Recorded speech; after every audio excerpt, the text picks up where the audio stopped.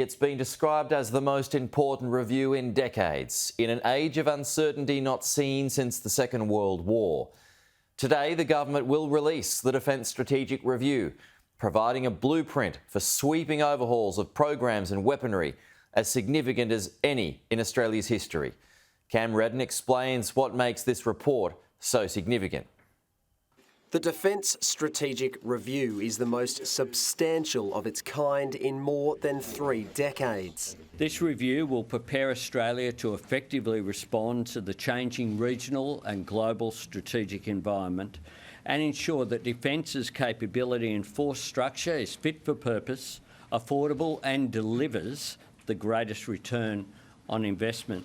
Compiled in just 6 months by former Defence Minister Stephen Smith and retired Chief of Defence Sir Angus Houston. It's absolutely imperative that we review the current strategic circumstances, which I rate the worst I've ever seen in my career and lifetime. The review was handed to the government in February. 2 months later, it's set for release against a backdrop of regional tensions and conflict in Europe. What underpinned the DIB review was this idea that if anybody meant to do us harm, we'd be given a 10-year warning. For the first time, we've observed that we're now within that 10-year window. The review narrows and clarifies investment priorities to ensure defence spending is targeting the most pressing and prominent threats, be they on land, sea, air, space or online.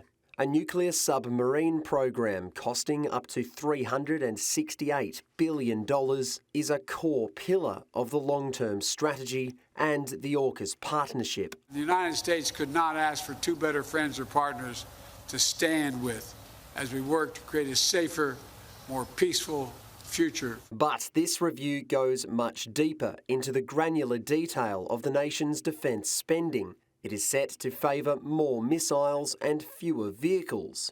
Projects will be cut, trimmed or fast-tracked as priorities are realigned. We live in a very complex and difficult world, and we need to be alive to that. Lingering AUKUS questions will be answered too, including whether to bolster existing bases in the north and whether to build a submarine base on the nation's east coast. There's been a lot of conjecture about this, particularly in certain parts of the east coast. Let me say this.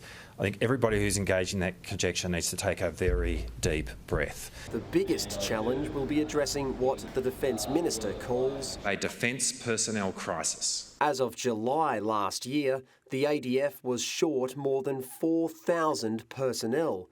And then there's the broader problem of affordability. Labor's October budget included nearly $49 billion of defence spending this financial year.